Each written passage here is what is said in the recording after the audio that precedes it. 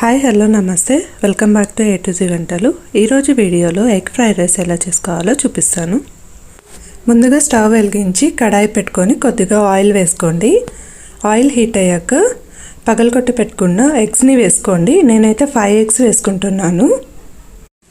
ఇలా వేసుకున్న ఎగ్స్ని ఒక 2 మినిట్స్ మీడియం ఫ్లేమ్లో పెట్టుకొని ఫ్రై చేసుకోండి.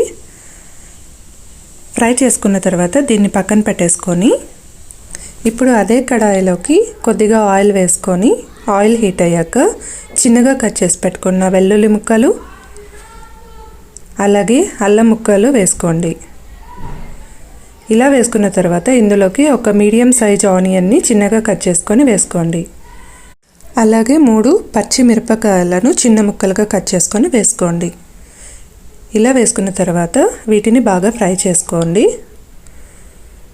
ఆనియన్స్ అనేది కొద్దిగా మగ్గే వరకు ఫ్రై చేసుకొని ఇందులోకి కట్ చేసి పెట్టుకున్న క్యాప్సికమ్ అలాగే క్యాబేజీ ముక్కలను వేసేసుకోండి.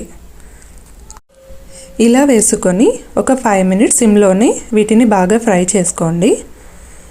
తర్వాత ఇందులోకి 1 టేబుల్ స్పూన్ కారం, 1 టీ స్పూన్ పెప్పర్ పౌడర్ వేసుకొని ఒకసారి బాగా కలిపేసుకోండి.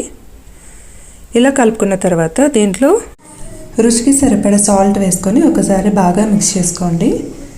ఇలా మిక్స్ చేసుకున్న తర్వాత ఇందులోకి మనం ముందుగా పక్కన పెట్టుకున్న ఎగ్ని వేసేసుకోండి. ఈ ఎగ్ని వేసుకున్న తర్వాత మళ్ళీ ఒకసారి బాగా మిక్స్ చేసేసుకోండి. ఇలా మిక్స్ చేసుకున్న తర్వాత ఇందులోకి కొద్దిగా టమాటో సాస్,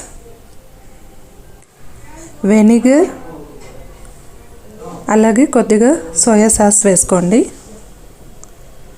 ఇలా వేసుకుని మళ్ళీ ఒకసారి బాగా కలిపేసుకోండి.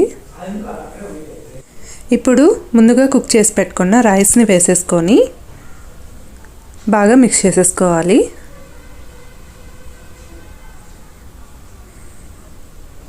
ఇలా మిక్స్ చేసుకున్న తర్వాత ఇందులోకి కొద్దిగా లెమన్ వేసుకోండి. టేస్ట్ చాలా బాగుంటుంది.